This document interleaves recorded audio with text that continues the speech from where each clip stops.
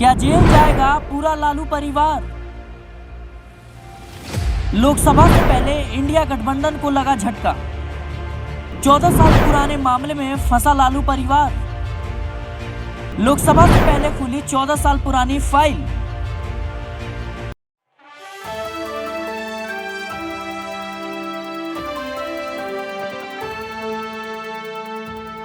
साल 2004 से 2009 तक यूपीए की सरकार थी। रेल मंत्री थे लालू यादव, लेकिन रेल मंत्री रहते हुए उन पर कई इल्जामात लगे, जिसको लेकर अभी भी जो है उनकी मुश्किलें बढ़ती हुई नजर आ रही है। ईडी ने उनको समन भेज दिया है और 22 तारीख का यानी 22 दिसंबर का जो है उन्हें दिन दिया गया है पूछताछ के लिए, जिसमें जो है अब तेजस्वी यादव भी फंसते हुए नजर आ रहे हैं। 22 तारीख को तेजस्वी यादव जाएंगे और वहीं 27 तारीख यानी 27 दिसंबर को लालू यादव से इस मामले में पूछताछ होगी। इल्जामात है उन पर कि नौकरी के बदले जमीन। नमस्कार, मैं सिराज आपके साथ, आप देख रहे हैं नेक्स्ट 9 पॉलिटिकल बाइट। आपको बताते चले कि जब 2004 से 2009 के बीच यूपीए की सरकार थी, उस वक्त रेल मंत्री थे लालू यादव। ये वही लालू यादव हैं जिनको लेकर चारा घोटाले मामले में जो है जेल बंद भी हुए थे और उन पर तमाम तरह के इल्जामात लगे थे। लेकिन एक बार फिर से लालू यादव जो है उन पर मुश्किलें जो है अब बढ़ती हुई नजर आ रही है, क्योंकि उन पर इल्जामात है कि रेल मंत्री रहते हुए उन्होंने ग्रुप डी की रेलवे में भर्ती के कारण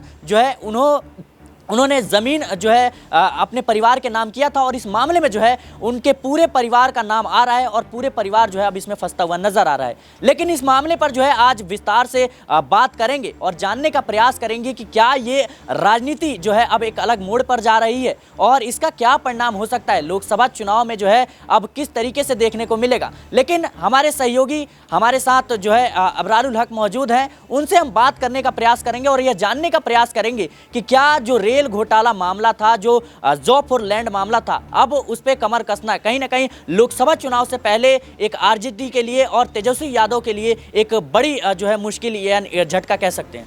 देखिए, बिल्कुल जो है विपक्ष के लिए एक बड़ा झटका होगा, क्योंकि लालू प्रसाद यादव और तेजस्वी यादव की अगर हम बात करते हैं तो ये बड़े चेहरे हैं और बिहार की राजनीति में अगर देखा जाए तो विपक्ष की एकजुटता को लेकर के जो सबसे पहली बैठक हुई नीतीश कुमार की अगुवाई में, जाहिर सी बात है कि इस बैठक से ही विपक्ष जो है इस पूरे मामले को लेकर के अपने सफ़र को जो है वो तय करता हुआ आज दिल्ली में जो माफ़ कीजिएगा कल जो दिल्ली में बैठक हुई वहाँ तक पहुँचा है।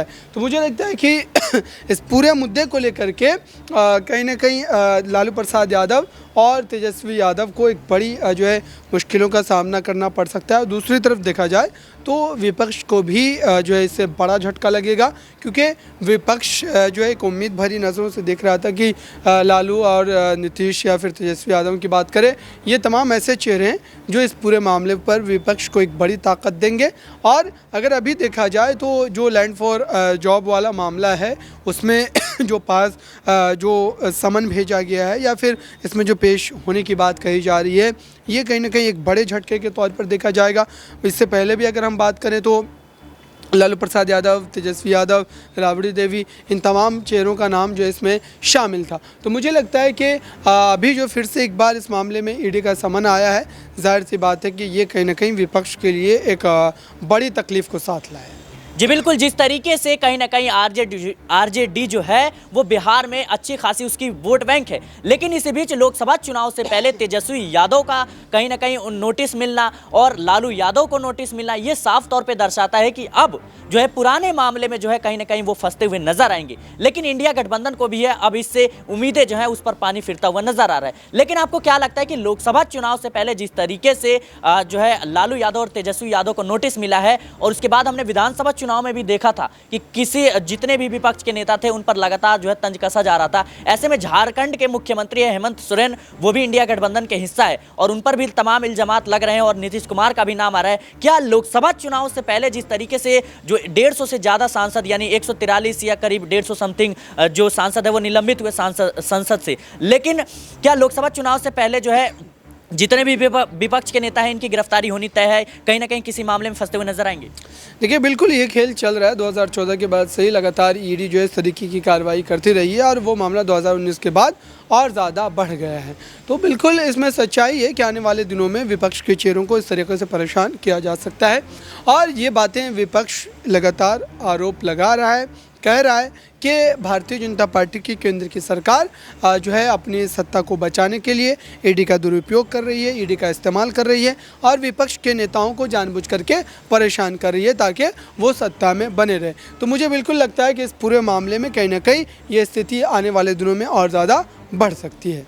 जी बिल्कुल, जिस तरीके से कहीं ना कहीं आपने जाना कि लालू यादव की जो है मुश्किलें अब बढ़ती हुई नजर आएंगी और कहीं ना कहीं वो इंडिया गठबंधन के हिस्सा भी हैं, आरजेडी उनकी पार्टी है। लेकिन साल 2004 से 2009 के बीच की बात करें तो वहाँ पे यूपीए की सरकार थी और उस वक्त जो है वो लालू यादव रेल मंत्री थे और उन पर इल्ज़ाम लगे थे कि रेलवे की ग्रुप डी की जो जॉब है वहाँ पे नौकरी के बदले जो है उन्होंने ज़मीन अपने परिवार के नाम की थी और इसको लेकर जो है अब फंसते हुए नजर आ रहे हैं। वहीं रिपोर्ट की बात करें तो आरजेडी चीफ लालू यादव और बिहार के डिप्टी सीएम तेजस्वी यादव को बुधवार को 20 यानी दिसंबर यानी अभी जो है नोटिस भेजा गया। ईडी ने उन्हें नोटिस भेजा और साथ में ही ईडी ने जो है आरजेडी नेता तेजस्वी यादव को मामले में पूछताछ के लिए 22 दिसंबर और जो है वहीं बिहार के पूर्व मुख्यमंत्री लालू यादव को केस में सवाल जवाब के लिए 27 दिसंबर को बुलाया है। बात करें बिहार के कथित घोटाला 2004 से 2009 के बीच का है, जब केंद्र में यूपीए की सरकार थी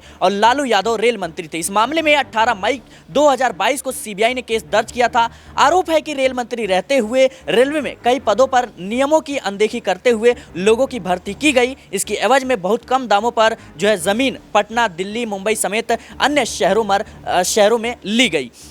बताते चले कि इस मामले में जो है अब उनके बेटे जो है फंसते हुए नजर आ रहे हैं और सीएम तेजस्वी यादव को भी आरोपी बनाया गया है। इसके अलावा पूर्व सीएम राबड़ी देवी, राज्यसभा सांसद मीसा भारती एवं लालू परिवार के सदस्य जो हैं और उनके करीबी जो जन हैं वो भी इस मामले में अब फंसते हुए नजर आ रहे हैं। वहीं बात करें सीबीआई के मुताबिक तो लोगों को पहले रेलवे ग्रुप डी में पदों पर भर्ती कराया गया सब्स्टिट्यूट के तौर पर। उसके बाद जो है जब जमीन का सौदा हो गया तो इन्हें लेकर रेगुलर कर दिया गया। और बताते चलें कि सीबीआई की जांच में यह भी सामने आया कि रेलवे में सब्स्टिट्यूट की भर्ती का कोई विज्ञापन या पब्लिक नोटिस भी जारी नहीं किया गया था। लेकिन जिन परिवारों ने लालू को अपनी जमीन दी थी उनके सदस्यों को मुंबई, जबलपुर, कोलकाता, जयपुर और हाजीपुर में नियुक्त कर दिया गया था। सीबीआई ने इस मामले में पिछले साल 18 मई 2022 को केस दर्ज किया था और जुलाई में सीबीआई ने भोला यादव को गिरफ्तार किया था जो उस वक्त लालू के रेल मंत्री रहते हुए उनके ओएसडी थे। पिछले साल ही 10 अक्टूबर 2022 को सीबीआई ने चार्जशीट दाखिल की थी जिसमें 16 लोगों को आरोपी बनाया गया था। इस साल 27 फरवरी 2023 को दिल्ली की राउज एवेन्यू कोर्ट ने लालू फैमिली समेत 14 आरोपियों को समन जारी की था और बता दें कि सभी आरोपियों को 15 मार्च को अदालत में पेश होने को कहा गया था। और इससे पहले सीबीआई ने 6 मई को पूर्व सीएम राबड़ी देवी और फिर 7 मई को लालू यादव से पूछताछ की थी। दोनों से जो है 5-5 घंटे तक पूछताछ चली थी। लेकिन जिस तरीके से आपने रिपोर्ट में देखा कि अब खबर आ रही है कि लालू यादव और उनके बेटे इस जो है घोटाले में जो जॉब फॉर लैंड है उस घोटाले में जो है कहीं ना कहीं अब फंसते हुए नजर आ रहे हैं। फिलहाल के लिए इस खबर में इतना ही। आप क्या सोचते हैं इस ईडी के एक्शन को लेकर? क्या लोकसभा चुनाव से पहले इंडिया गठबंधन के लिए एक बहुत बड़ा झटका है या फिर जो है इसका राजनीतिकरण हो रहा है? कमेंट में इसका जवाब जरूर दें। देश और दुनिया की तमाम खबरों के लिए देखते रहें नेक्स्ट 9 पॉलिटिकल बाइट।